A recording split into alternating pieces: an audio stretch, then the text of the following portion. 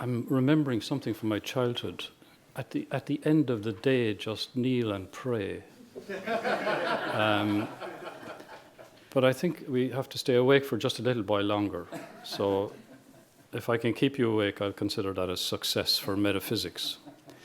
I must be getting smaller in my old age because this desk here is rising up as if out of nothing.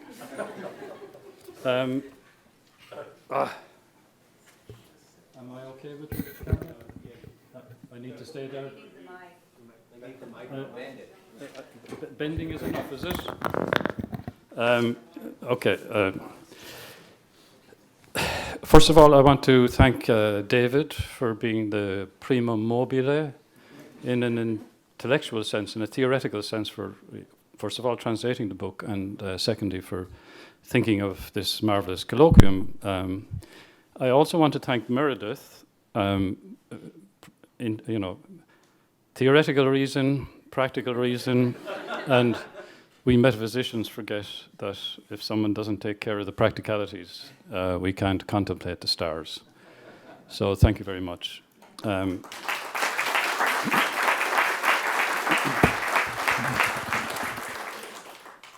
Now, I have to confess that I'm a neophyte to Ulrich. I had read nothing of him until David translated this book, and I also learned something from his companion to it. I also learned much from Rachel Coleman's marvelous PhD that she defended yesterday. So you will forgive me. I think the child has been referred to earlier in the day, and I take the position of the child. I'm puzzling out things in Ulrich, and I hope that I find a few good mothers in the audience that will at least say, even if it's a fake at the end of it all.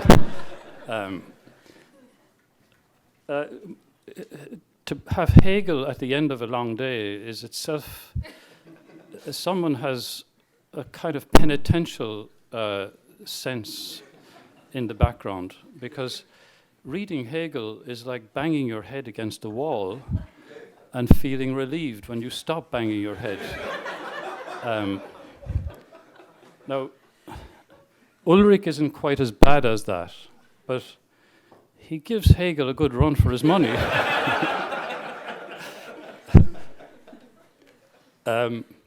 So what I have here, I have written things, but they, in the main, form a set of perplexities that I have about Ulrich. I'm trying to make sense of him. I do make some sense of him, but I don't make full sense of him. And I have learned from all of the presentations today, and I won't say I'll sleep better tonight. Maybe I will sleep better, but perhaps I'll be trying to do a bit of transnihilation at about 3 o'clock tomorrow morning.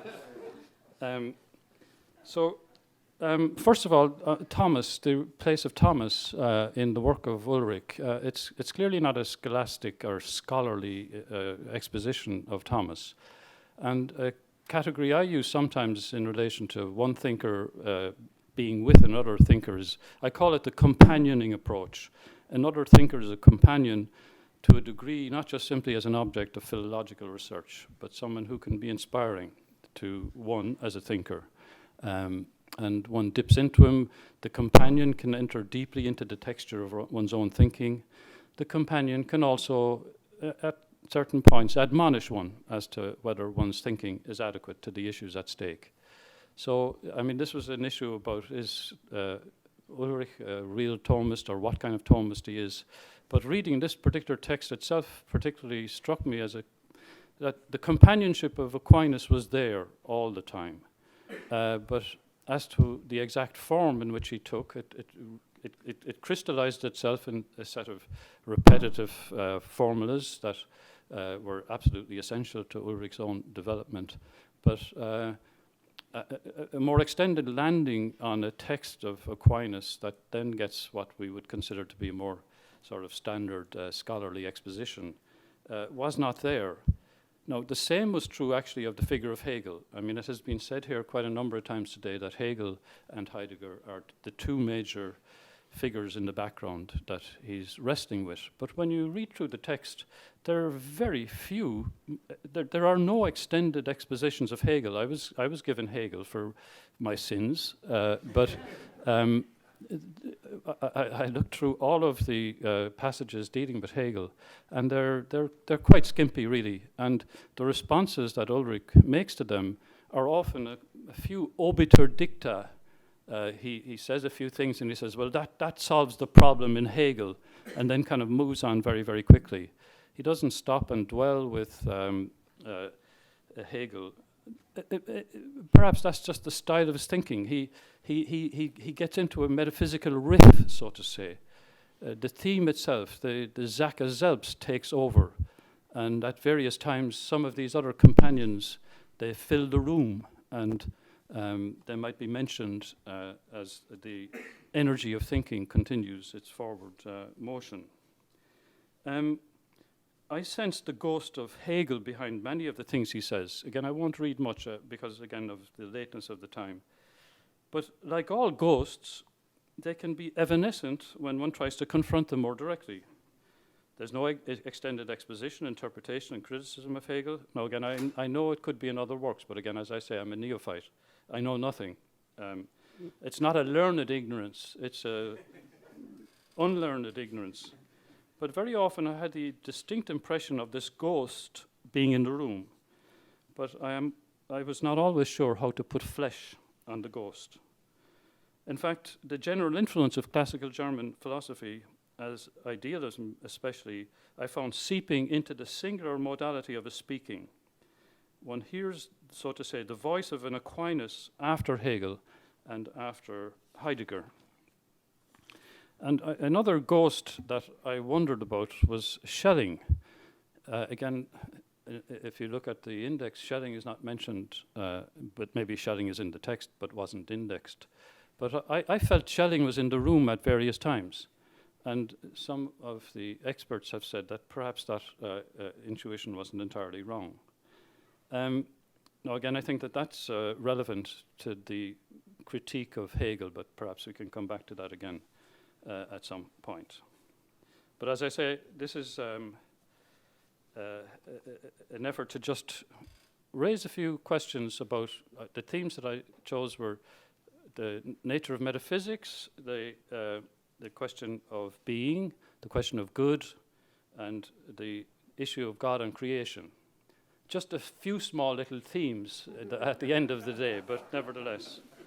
The question of being, again, I try to relate it to Hegel. There is one passage where Ulrich mentions that in Hegel's logic, in the introduction, Hegel says that his objective logic takes the place or can be comparable to metaphysics specialis and metaphysics generalis.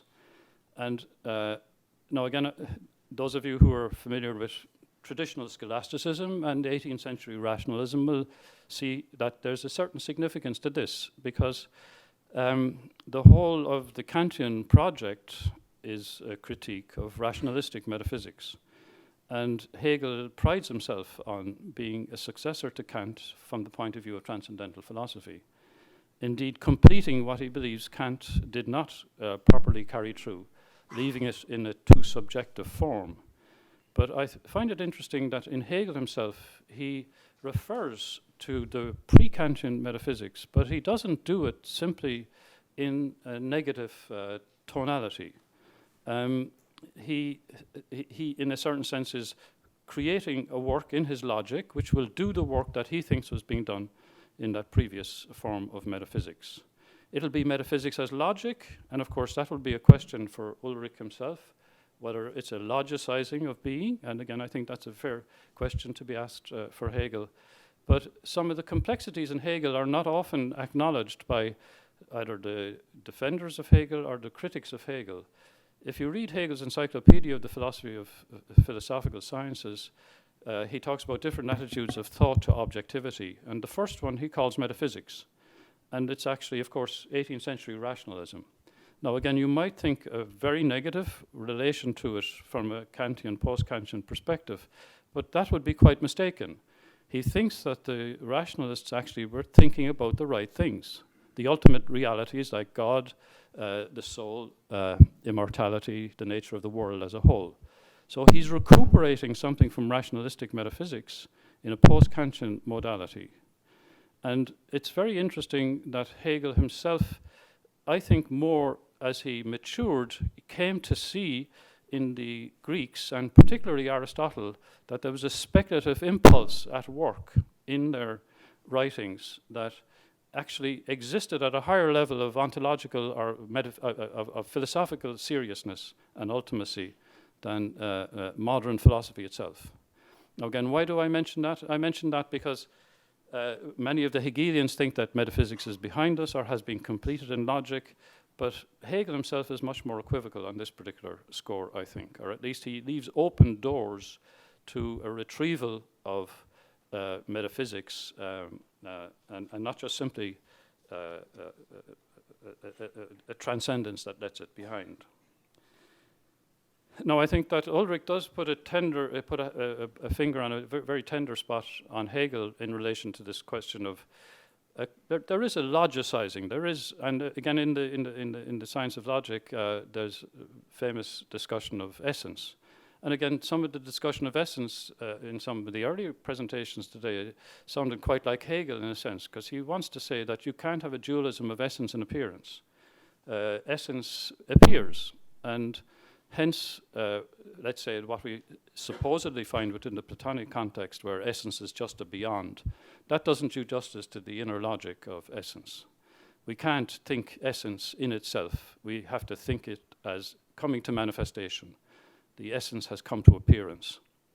Now again, Ulrich, I think, is right in the sense that the logic is, even if it claims to be metaphysics, it's essentially a systematic development of pure thoughts qua pure thoughts. And in a certain sense, it's what some commentators call a transcendental ontology, that these are the fundamental categories that we need to make being intelligible.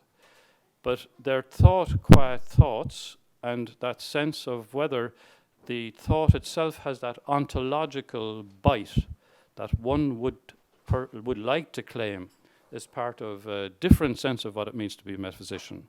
So that claim that there's a kind of a logicizing essentialism or an essentializing logicism at work in Hegel, I think is a point that we have to look at. In some ways, it's a point often made against Hegel. I think of the later Schelling and his distinction between negative philosophy, which is Hegel's thought thinking itself, and what he calls positive philosophy, where the givenness of being, the fact of being, can't simply be deduced from a thought that thinks itself. Or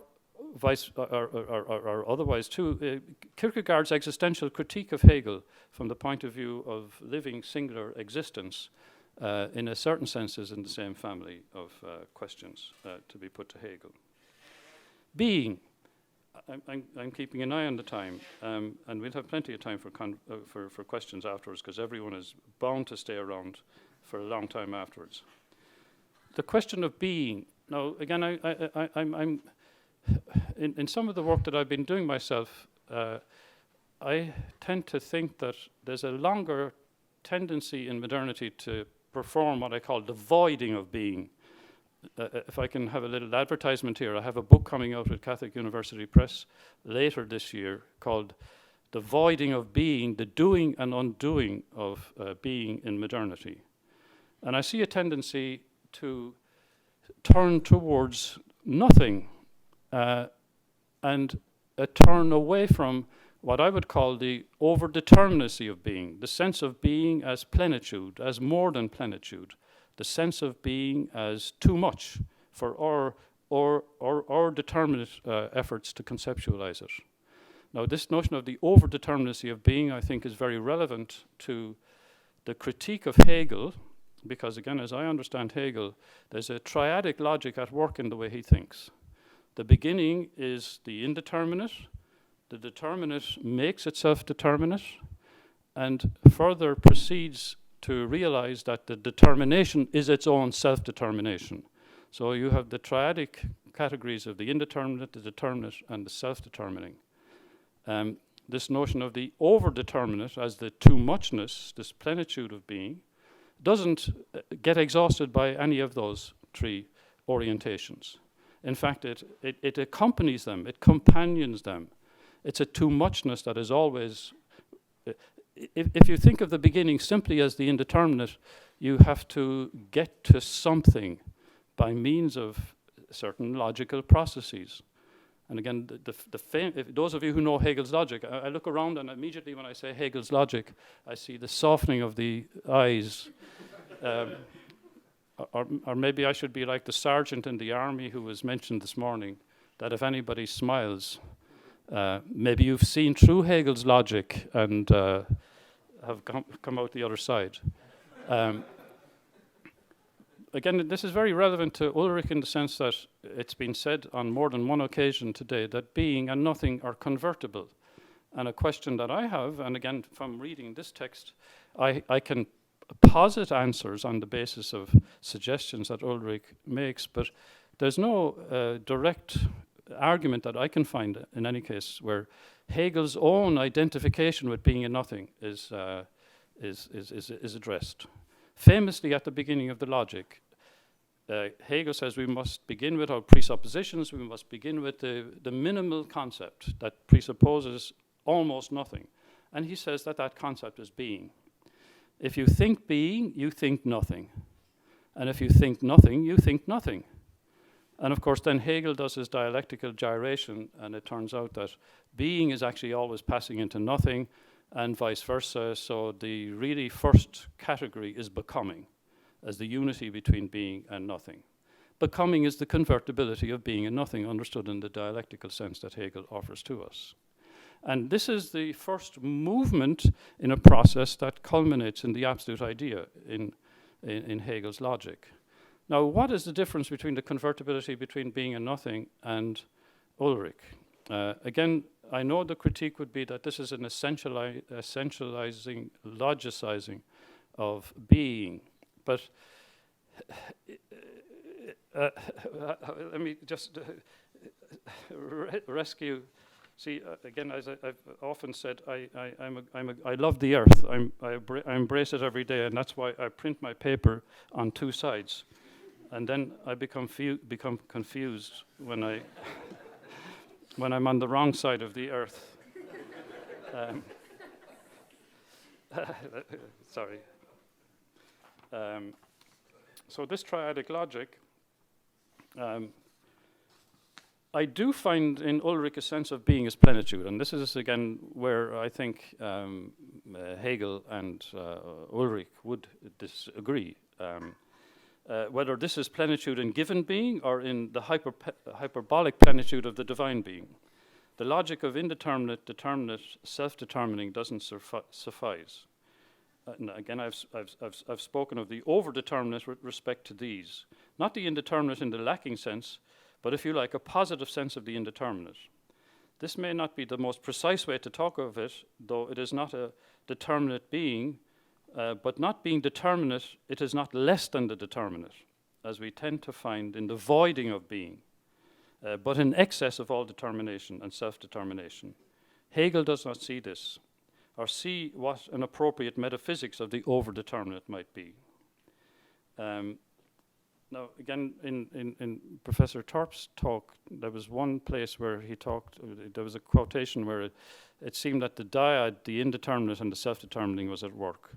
Now, again, that is something to be investigated for me, but I have the feeling that over modernity as a whole, there's a sense that we have that the indeterminate in its own way is oriented teleologically towards self-determination.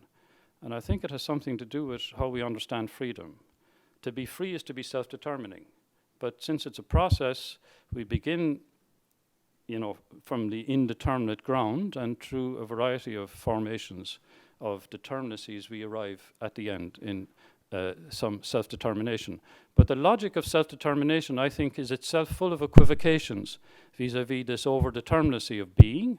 If you think of that as a metaphysician, I think it's also full of equivocations if one is trying to approach what I would call the hyperbolic transcendence of the divine. Now again, when I say that, people will perhaps think too dualistically, but as I would develop it, this hyperbolic transcendence is not antithetical to the deepest intimacy.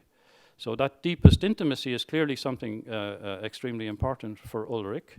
There is an intimacy in Hegel also, but it becomes, in the end, it isn't actually a panentheistic, it's a pantheistic intimacy of sorts, such that any sense of the beyond is evacuated in entirely immanent metaphysics. The good. Now, again, many things. The good is very important in Ulrich, but if I can first just say something about Hegel. When we hear about the idea of the good, I think our normal predilection is to think of the Platonic good. Now, that's what I do, but maybe that's because I have too much Platonic blood in me. But when we think of the good, we think of the familial likeness between the divine as the good and the Platonic metaphorics of the sun as the good that shines on all things, giving it being, giving it intelligibility, giving to us the possibility of knowing it intelligibly, and so on. If you look in Hegel's logic, the idea of the good comes towards the end. But what is the idea of the good? The idea of the good is essentially an account of the will. And what Hegel offers us, I think, is a logic of the will that wills itself. It's the will as self-determining. It's not this sense of good having an ontological otherness relative to which human desire is oriented. It's rather, again, it's in the family of freedom as self-determination. Now, that is not Ulrich, obviously, and again, you're the experts, I'm not the expert, but my sense is that he comes out of the Thomist Aristotelian tradition, and if I'm right, Aristotle more strongly emphasizes the good as the end. The good is what all things seek. So the stress on teleology tends to dominate the in-between the beginning and the end. The orientation towards the end, as so to say, sucks up the fuller definition of the good. Now, I think that the Platonic stress is something that we deeply need to recover, an archaeology of the good, a sense of good in the beginning. If we don't have a sense of good in the beginning, we're not going to actually have it in the end, though we may be tempted to believe that we can construct it ourselves in the middle space. And if it's not there in the beginning, then the evacuation of being of good becomes a place into which we step. And now again, is Ulrich attentive to, he's not attentive to it in the way that I'm putting it. But clearly, because something like creation ex nihilo and goodness, the goodness of being and the goodness of God is in the background, it moderates the whole development. But again, the tilt is very Aristotelian towards the end. And it would be a question again whether a more Platonic archaeology of the good needs to be there to balance and complement a teleology of the good. Now again, one of the reasons why I think this is very important in modernity is because the notion of the end, the final cause, in the modern scientific picture of things has been taken totally out of the schema of intelligibility. So what you end up with is efficient causality, is very much contracted material processes and perhaps the discovery of formal intelligibilities of some sort or other. But again, without the end, the beginning also becomes, you end up with a kind of valueless there-ness. Being itself becomes a kind of valueless there-ness. And we ourselves very often step into the emptiness to claim to be the originals of ethical value. But if there's a good in the beginning, then you have a different sense of the middle space. So, okay, a final point, creation. Now, the idea of creation is obviously very central to Ulrich, and he connects it with the idea of love. But one question that I would ask, again, to the company, what sense of love is at stake here? again, I'm thinking of it in connection with Hegel, and I think that you could make a distinction between what I call an erotic absolute and an agapeic absolute. Now, again, that's a whole issue, eros and agape, and I have sophisticated thoughts about eros and agape. It's not just any simplistic dualism, but certainly there is an interpretation of eros in which the beginning is a lacking desire that seeks to fulfill itself. And as it unfolds towards its completion, it comes to a certain self-completion. I think that Hegel's absolute is an erotic absolute in that sense. Namely, you have an indeterminate beginning that is lacking in indetermination. It becomes determinate. In fact, it determines itself. It comes to completion in the end. So you have the indigence of the origin, understood in this ontologically lacking sense, that attains its completion just in the end. If you have an agapeic absolute, you have a plenitude from the outset. The origin itself is full, over full. It's over-determinate in the kind of language that I use. And the movement beyond that over-determinate origin can't just be mapped onto a logic of indeterminacy, determination, self-determination. Now, I think that Ulrich's own enterprise would be helped if he was more, if he foregrounded more what kind of love is at stake here. Love is a plurivocal reality. There are different kinds of love. So just invoking love is a step, but there's more to be said.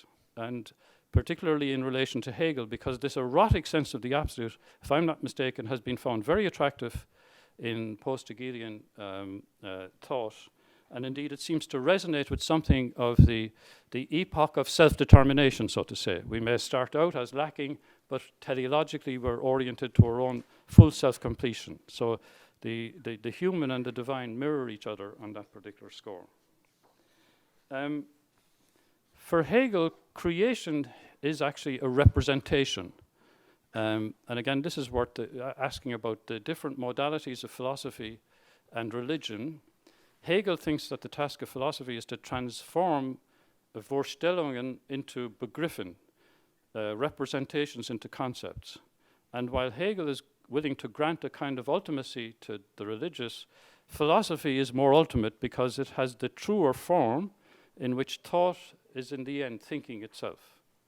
So now again, that's Hegel, and there are many questions that can be asked about Hegel, but it would be interesting to ask Ulrich, does he have an account of the relation between the religious and the philosophical in quite those overt terms that we certainly do find in Hegel, and that allow us actually to criticize Hegel for having a view of religious representation that doesn't do justice to, again, what I've called the overdeterminacy of the divine. It's for him a beyond. Representation represents a beyond, and anything that's a beyond has to be brought into the circulation of self-determining thinking, such that its transcendence is made imminent. Okay, I think that's probably enough. So much of what I've said today is the query of a child to Ulrich. I wished earlier for good mothers. There's a British psychoanalyst called Winnicott. Some of you may know him. But in the 1940s and 50s, mothers were very anxious about being a mother. And he developed this notion of being a good enough mother. So all I ask from you is that you're good enough mothers. I also mentioned ghosts, hearing or overhearing them in Ulrich's texts. Ghosts, of course, are concretions of Geist. Some perhaps are ghastly. Some are signs of the good or Holy Spirit. Perhaps we philosophers need a new vocation. Ghostbusters. What kind of ghosts? Ghastly spooks masquerading in the form of the true Geist or Spirit. I wonder if we can think of Ulrich in relation to Hegel as a true ghostbuster. Thank you.